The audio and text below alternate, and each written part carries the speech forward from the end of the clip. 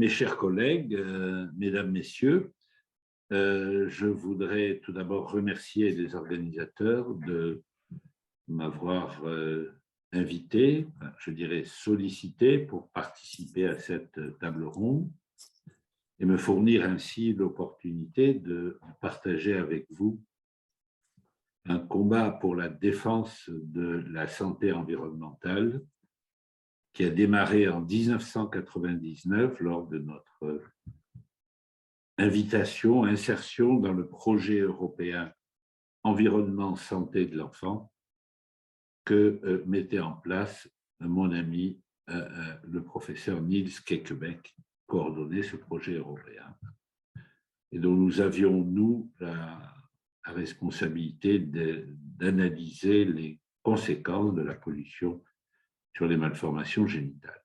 Alors, je vais vous présenter quelques données au nom de mon équipe, et notamment une jeune collaboratrice, Laura Gaspari, qui depuis 10 ans a publié un certain nombre de papiers dans ces grandes revues, Françoise Paris, qui a pris ma succession et qui continue aussi ce thème, Marie-Odile Gobillard, qui est la responsable de l'association Orage des mamans d'Istilben.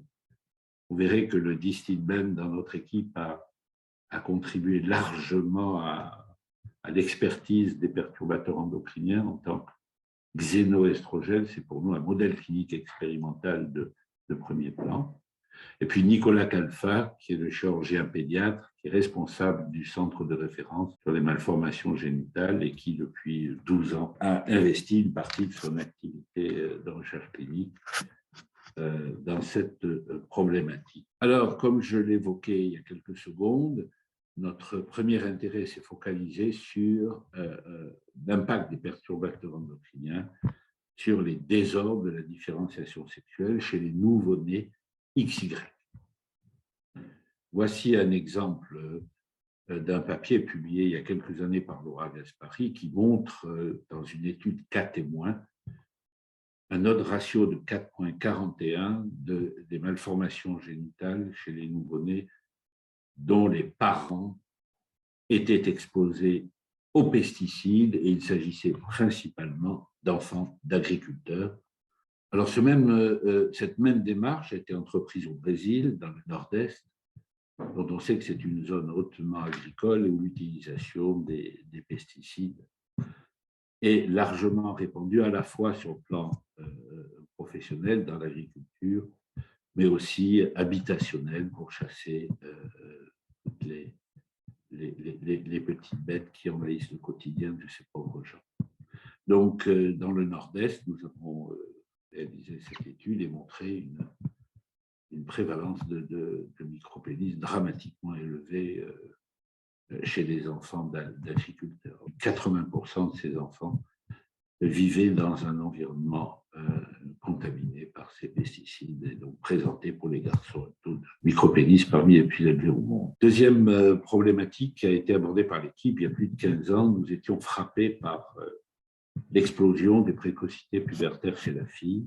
Alors, cette explosion de puberté précoce, nous l'avons quantifiée. Vous voyez qu'en un an, je crois que c'est l'année 2015 ou 2016, nous avons pu interroger les familles de ces pubertés précoces, périphériques ou centrales, sur leur risque de contamination professionnelle ou habitationnelle. Sur un groupe de 43 précocités pubertaires, 36 d'entre elles présentaient un risque de contamination chez des petites filles dont les parents étaient viticulteurs, arboriculteurs, maraîchers, etc. Les pubertés précoces périphériques semblent être en relation avec une pollution environnementale. Et de la même façon, pour les pubertés précoces centrales, c'est-à-dire celles qui s'inscrivent dans une activation de l'axe gonadotrope, eh bien, un pourcentage non négligeable de ces pubertés précoces pouvaient être associés à un facteur environnemental.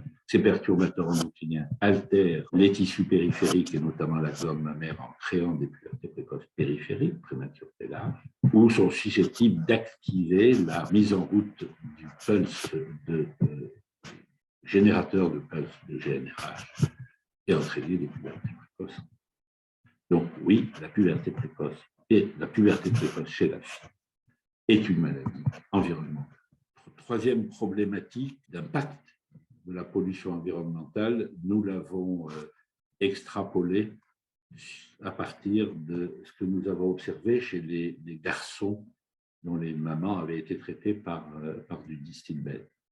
Et nous avons été frappés d'observer sur 500 garçons, enfants distilbène, 4 d'entre eux présentaient un transsexualisme féminin, c'est-à-dire il s'agissait de XY qui, très tôt dans leur développement, ont manifesté des signes de dysphorie de genre qui a conduit très vite à l'adolescence et à l'âge adulte à la nécessité d'un changement d'identité sexuelle accompagné de traitements à la fois médicamenteux et chirurgicaux.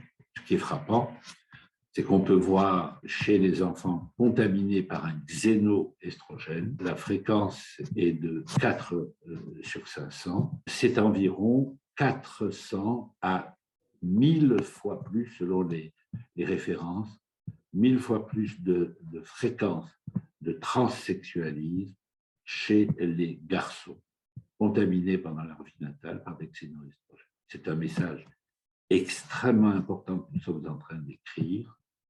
Il n'est pas exclu que les perturbateurs endocriniens à activité xénoestrogène puissent entraver les mécanismes de mise en place d'acquisition de l'identité sexuelle. Un autre élément qui nous préoccupe depuis une dizaine d'années, qui nous préoccupe singulièrement, c'est la mise en évidence d'une transmission multigénérationnelle des effets des perturbateurs endocriniens et encore une fois sur le modèle du distilbène. C'est pour moi une véritable bombe à retardement qui risque d'obérer l'avenir des générations futures. Nous avons pu montrer que l'hypospadias du petit-fils distilbène était bien plus fréquent qu'au sein des mêmes familles dans un même contexte génétique. Donc oui, les perturbateurs endocriniens peuvent présenter une transmission multigénérationnelle. On savait que le distilbène entraînait un adénocarcinome du vagin à la puberté. Eh bien, nous avons reçu dans le service une petite fille de 8 ans qui présentait un adénocarcinome du vagin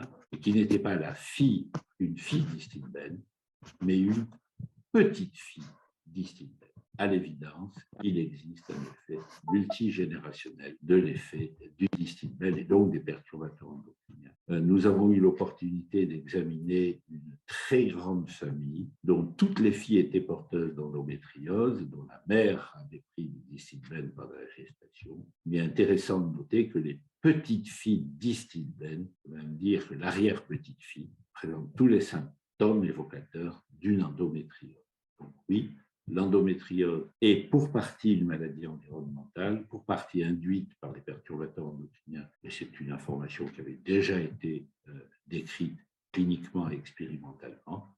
Et là, il apparaît une transmission transgénérationnelle dans le développement de l'endométriose. On savait que les perturbateurs endocriniens, et plus précisément le distilbène, entraînaient des troubles psychiatriques. Et bien là, on le voit chez les enfants et les petits-enfants de distilbène, on observe une forte expression de tentatives de suicide, de psychose, de troubles du comportement.